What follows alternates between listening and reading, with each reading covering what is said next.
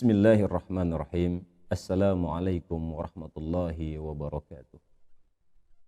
Alhamdulillah wa syukrilillah wa la hawla wa la quwwata illa billah. Nahmaduhu wa nasta'inuhu wa nastaghfiruh wa na'udzu billahi min syururi anfusina wa min sayyiati a'malina. May yahdihillahu fala mudilla lahu wa may yudlil fala hadiya lahu. Asyhadu an la ilaha illallah wa asyhadu anna Muhammadan abduhu wa rasuluh. La nabiyya ba'dah. Rabbi shrah lana sudurana wa yassir lana amma ba'du. Puji syukur kehadirat Allah Subhanahu wa taala yang telah memberikan kita nikmat iman, nikmat Islam serta nikmat ihsan sehingga kita dapat menikmati udara segar di bumi kita ini. Salawat bertangkaikan salam tak lupa pula kita hadiahkan ke roh junjungan alam baginda Nabi besar Muhammad sallallahu alaihi wasallam yang telah membawa umatnya dari zaman kegelapan menuju zaman yang terang benderang.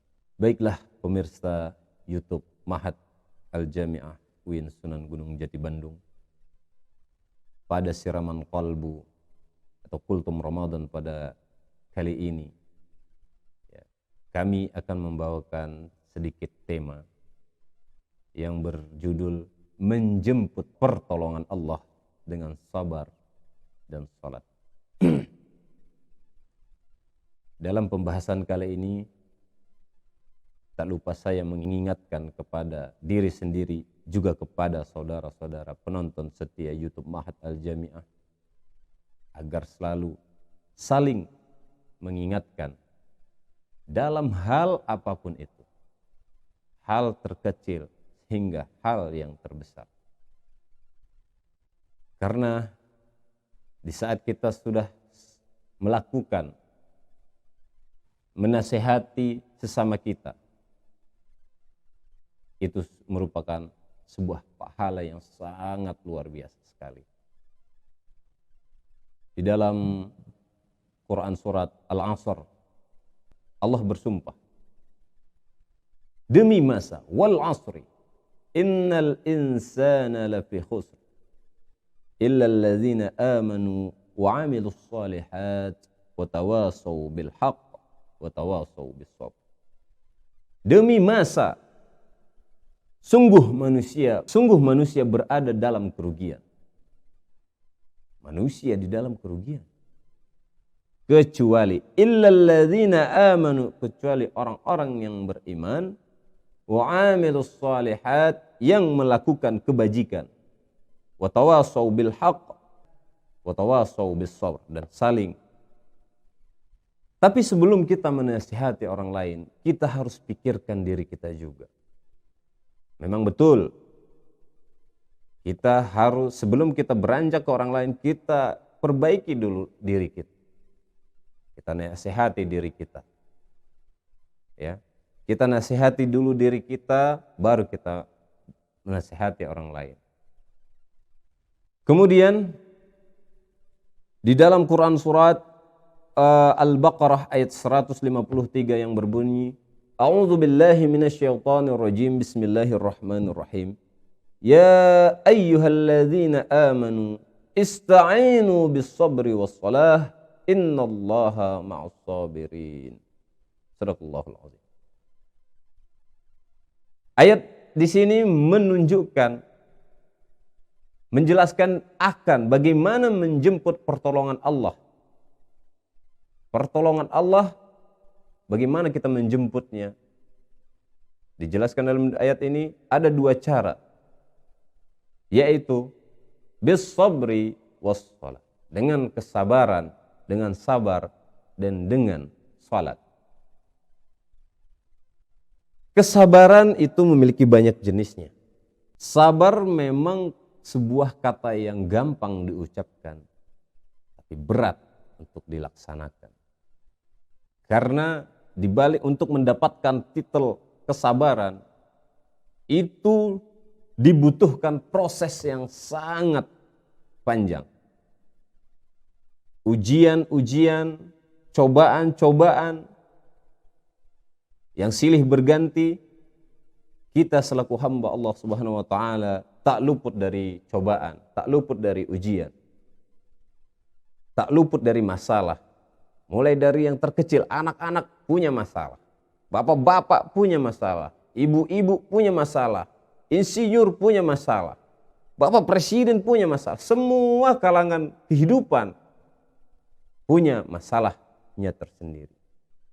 Tinggal bagaimana kita menyikapi masalah tersebut tanpa putus asa dan tanpa menyalahkan siapapun.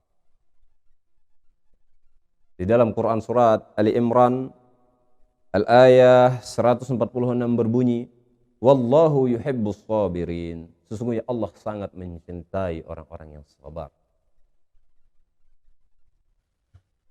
Ya, seperti yang dikatakan tadi, meski terlihat mudah tapi sangat berat untuk dilaksanakan karena dibutuhkan proses yang sangat panjang dalam mendapatkan kesabaran tersebut. Ada beberapa jenis sabar ya, kesabaran. Ada beberapa jenis sabar. Yang pertama, sabar dalam menahan amarah. Kita khususnya di dalam bulan Ramadan ini sangat harus menahan amarah kita. Di suatu saat misalnya kita lagi dalam perjalanan antara ya, kita contohkan saja Cileunyi Cibiru ya misalnya, macet, tiba-tiba ada yang nyelip kita di depan secara tiba-tiba. Yang biasanya kita sehari, ya Allah ini untung saja gitu. Kita harus bisa menahan amarah kita. Memang semuanya serba buru-buru dikala udah dikejar sama berbuka puasa ketika sore hari ya, macet khususnya. Kemudian yang kedua jenis sabar yaitu jenis sabar melawan hawa nafsu. Hawa nafsu jelas sangat-sangat kita tahan, terkhususnya dari mulai imsak sampai nanti tiba waktunya berbuka. Harus kita tahan. Ya segala hal yang berbau yang memancing hawa nafsu kita keluar itu harus kita tahan. Yang ketiga, sabar menghadapi cobaan yang diberikan oleh Allah Subhanahu wa taala. Sudah seperti yang dikatakan di awal bahwasanya kita selaku hamba Allah Subhanahu wa taala tak luput dari cobaan, ujian, masalah. Semuanya harus kita lewati dengan berlapang dada, dengan kesabaran yang penuh. Ya, alhamdulillah, subhanallah, masya Allah. Itulah untuk menjemput pertolongan Allah. Mari kita tingkatkan kesabaran kita dan mari kita tingkatkan sholat kita. Karena di saat kita sholat kita akan mendapatkan ketenangan. Kemudian kita juga harus ingat manusia dalam kerugian kecuali bagi orang-orang yang beriman, mengamalkan kebajikan, saling menasihati dalam kebaikan dan saling menasihati dalam kesabaran. Kafaitu bihadzal kalam. Apabila ada kalimat baik ucapan yang salah, saya minta maaf karena itu datang dari saya pribadi, dan apabila itu kebaikan maka itu datang dari Allah Subhanahu wa taala. Syukran lakum. Wassalamualaikum warahmatullahi wabarakatuh.